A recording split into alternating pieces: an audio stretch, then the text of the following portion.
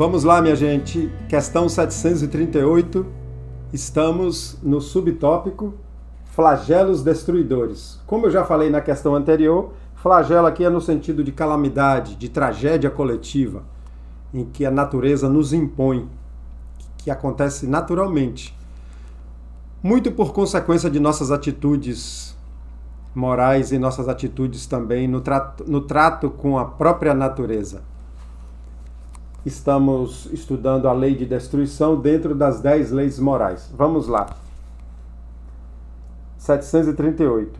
Deus não poderia empregar para o aprimoramento da humanidade outros meios senão flagelos destruidores? Como eu sempre digo, quando fala Deus, está se falando da ordem da natureza, de como as coisas acontecem naturalmente, porque as leis da natureza são imutáveis e foram organizadas justamente por essa inteligência suprema, por essa inteligência superior que a gente colocou o nome de Deus. Então aqui é uma questão que muitas vezes a gente ouve por aí essa pergunta: por que tem que ser assim? Por que tem que ter destruição, mortes, calamidades? Muitas vezes a gente vê uma pessoa que é boa, que é de natureza boa, passar por situações de dor. E às vezes a gente não entende. Vamos aqui para a resposta. Sim, e o emprega todos os dias, uma vez que deu a cada um os meios de progredir pelo conhecimento do bem e do mal. É que o homem não os aproveita. É preciso bem castigá-lo em seu orgulho e o fazer sentir sua fraqueza. Então ele está dando uma resposta aqui bem clara para a gente, nesse sentido de trabalhar o nosso orgulho. E como a gente vê, muitas vezes, passar por uma situação de dor, passar por uma situação de sofrimento, e quando aquilo passa, a pessoa já tem um outro posicionamento da vida. Eu já percebi isso em algumas pessoas que vivem próximo de mim e em mim mesmo. Vamos aqui, mais uma pergunta dentro dessa mesma pergunta, né? Um desdobramento. Mas esses flagelos, o homem de bem sucumbe como o perverso. Isso é justo? Vamos lembrar que Kardec fazia essas perguntas lá no século XIX, quando a mentalidade ainda era puramente religiosa, ainda era puramente de um Deus transformado em homem, em indivíduo, que ele não é. Então está perguntando aqui, por que o bom e o mal passa pela mesma experiência, né, de flagelo? Durante a vida, o homem relaciona tudo com o seu corpo, mas depois da morte, ele pensa de outra forma. E, como já dissemos, a vida do corpo é pouca coisa. O que eu acabei de comentar, porque a nossa visão é muito física, achando que nós somos esse corpo, essa aparência, que nós somos isso aqui, a nossa carteira de identidade, o nosso diploma de profissional. Não somos isso. Isso tudo aqui é uma experiência passageira. Então aqui ele está deixando isso claro, que o que para a gente é calamidade, tragédia, um horror, é apenas o retorno do espírito para o mundo principal. Muita gente dirá, não, o mundo, o universo é todo, é encarnado e desencarnado, mas lá é a vida do espírito, livre da limitação que temos aqui. Então ele fala, quando chega lá já pensa de outra forma. Agora, um pensamento meu, muita gente que desencarna em tragédias, inclusive agora, na pandemia, quando chega lá, a depender de sua vibração moral, está feliz porque retornou ao mundo espiritual. Um século do vosso mundo é um relâmpago na eternidade. Portanto, os sofrimentos do que chamais alguns meses ou alguns dias não são nada. Olha a percepção do espírito evoluído, o espírito de luz que respondeu isso aqui.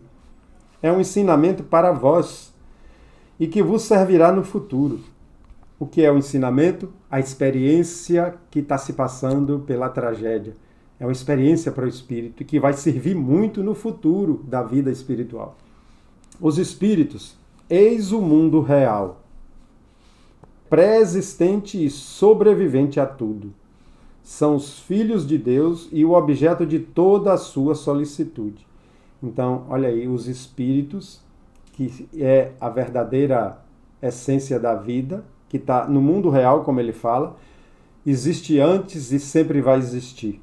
Os corpos não são senão os trajes com os quais eles aparecem no mundo. Nas grandes calamidades que dizimam os homens, é como um exército que, durante a guerra, vê seus trajes usados, rasgados ou perdidos. Está fazendo a comparação aqui com o uniforme do exército. Se um soldado na guerra estraga o uniforme, ele joga fora e veste outro. Então ele está falando assim, é o espírito. Seu corpo sofre, seu corpo envelhece, seu corpo adoece e decompõe. Eu ainda não digo que o corpo perde a vida, porque os átomos e as moléculas retornam para a natureza vivos e continuam participando da vida. E quando o espírito sai, ele está vivo e vai retornar em outro corpo. O general tem mais cuidado com seus soldados do que com suas vestes, né, com sua farda.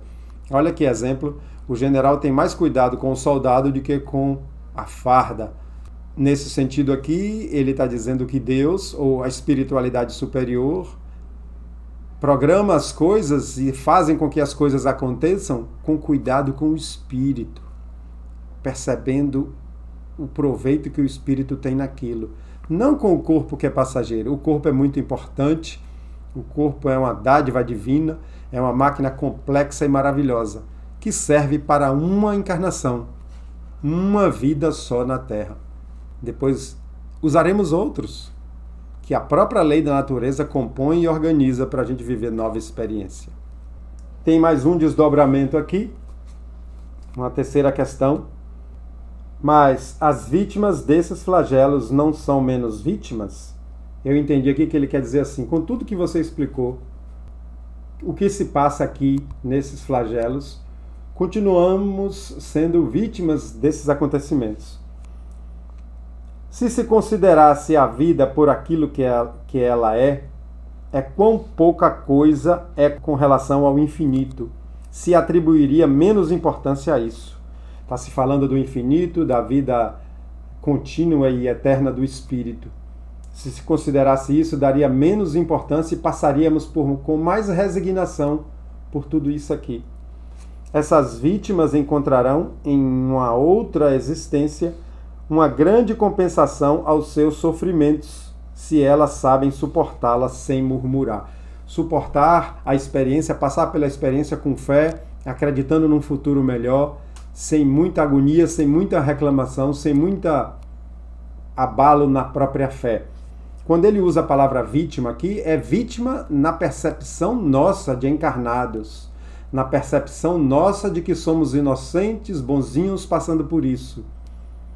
Então, é esse o sentido da palavra vítima usada aqui, quando na verdade não somos vítimas. Somos aprendizes passando pela aula necessária, porque tiramos nota ruim em vidas passadas e estamos na recuperação. Então, não somos vítimas, estamos passando pelo que é preciso para o crescimento do espírito. E aqui agora tem uma nota final.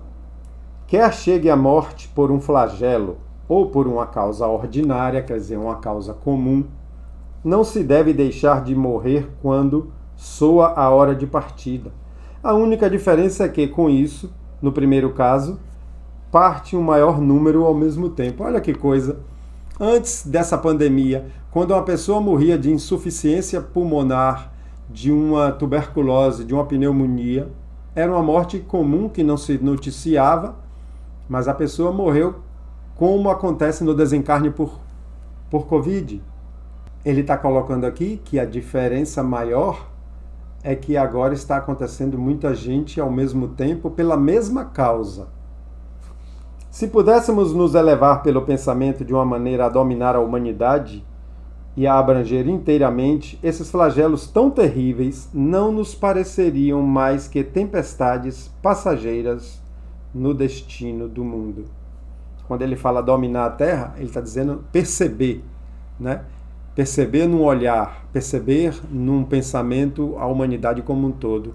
E ele fecha dizendo que são tempestades passageiras. Sabe aquelas noites em que dá uma chuva grossa, uma trovoada, relâmpago, ninguém quer sair de casa, se fecha, e depois passa, o sol brilha, e seca tudo e arruma tudo. Vai ser assim com a gente daqui a 100 anos. Daqui a 100 anos estaremos, todos nós, eu e você que está ouvindo aí, no mundo espiritual, provavelmente.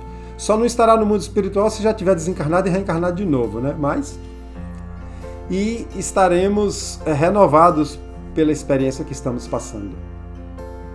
E muitas vezes, quem já tem o entendimento, agradecendo por esse tratamento do Espírito. Que Jesus Cristo nos abençoe, que tenha misericórdia da humanidade, da Terra, e que Ele abençoe também nossas famílias.